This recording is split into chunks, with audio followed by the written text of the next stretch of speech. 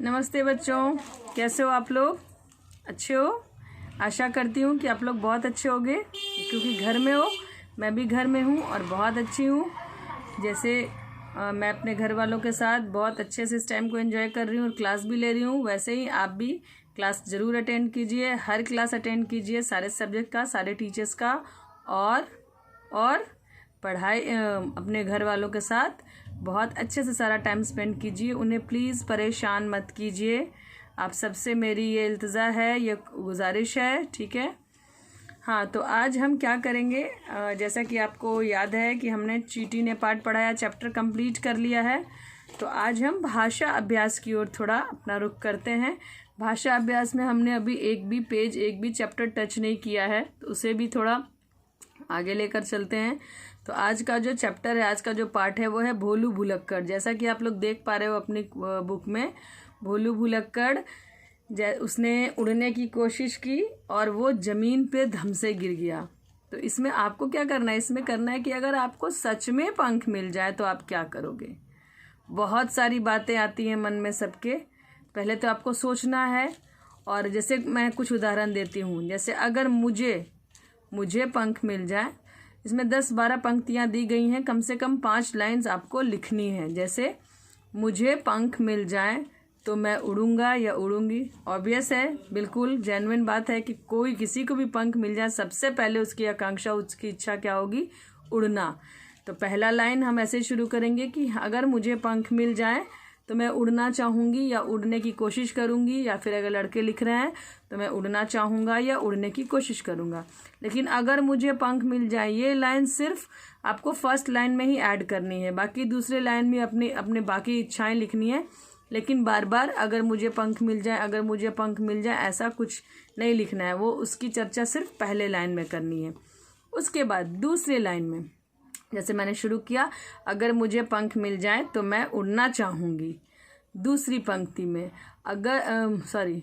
मैं एक डाल से दो डाल पे, दूसरी डाल पे, एक पेड़ से दूसरी पेड़ से फल तोड़ना चाहूँगी।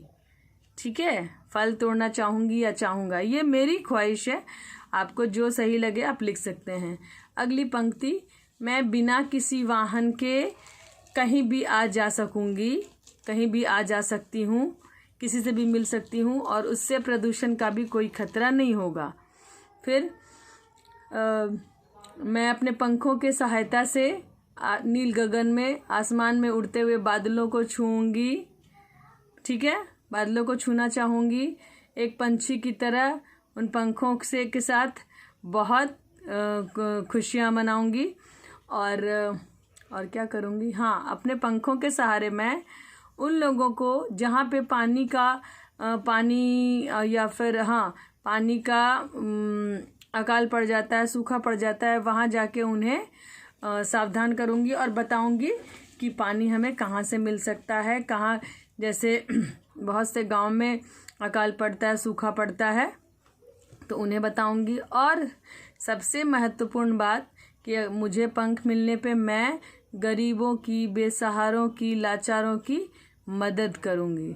ठीक है, मदद करूँगी। अगर आपकी कोई भी विश पूरी हो तो उसमें एक विश ये ज़रूर होनी चाहिए कि आप बेसहारा, गरीब, लाचार लोगों की मदद करेंगे। तो आपको जो भी लिखना आप लिख सकते हैं। इसके बाद भी है कि पंखों के सहारे हम कहीं भी जाएंगे, किसी से भी मिल लेंगे और हमें किसी भी वाहन और गाड़ी की ज़रूरत नहीं पड़ेगी।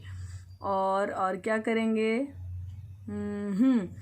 फल फूल कहीं पेड़ से तोड़ के लाके गरीबों को खिलाएंगे। ये बहुत बड़े पुण्य का काम है, अच्छा काम है ना। पुण्य को तो चलो रहने देते हैं, सामाजिकता का तो ड्यूटी हम निभाएंगे ना। पाप और पुण्य आई डोंट नो, बट हाँ, सामाजिकता, अच्छाई, ये ईमानदारी, ये सब नीतियों का पालन ज़रूर करना चाहिए। तो आपको पंख मिलने पे आप क्या क्या करेंगे, क्या क्या करना चाहेंगे, आपके मन में क्या क्या ख्वाहिशें हैं, क्या क्या इच्छाएं हैं, वो आपको इस पेज में लिखना है। मैंने बस एज़ फॉर एग्जाम्पल बता दिया। अब आपको खुद सोचना है और खुद लिखना है। सबसे पहली वाली लाइन में सबको लिखना है कि अगर मुझे पंख मिल जाए तो। ठीक है, अगर मुझे पंख मिल जाए तो, ये करके आपको एक डैश डाल देना है। उसके बाद आपकी पहली इच्छा, दूसरी इच्छा, तीसरी, चौथी, पांचवी, जितना कम से कम 5 तो सबको लिखना है। और 5 से ज़्यादा लिखना चाहते हो देन एज यू विश आप लिख सकते हो, लेकिन 5 सबको लिखना है, ठीक है। यही आपका आज का गृह कार्य होगा, ओके। और क्लास में भी यही पूछा जाएगा। फिर उसके बाद आज का गृह कार्य इतना ही, आज के लिए बस इतना ही। उसके बाद हम फिर आगे कब मिलेंगे, ये तो सैटरडे है, तो कब मिलेंगे, वेडनेसडे को मिलेंगे हम, ठीक है। Okay, till then bye bye, take care, stay at home, stay fit, stay healthy. Bye bye. Take care.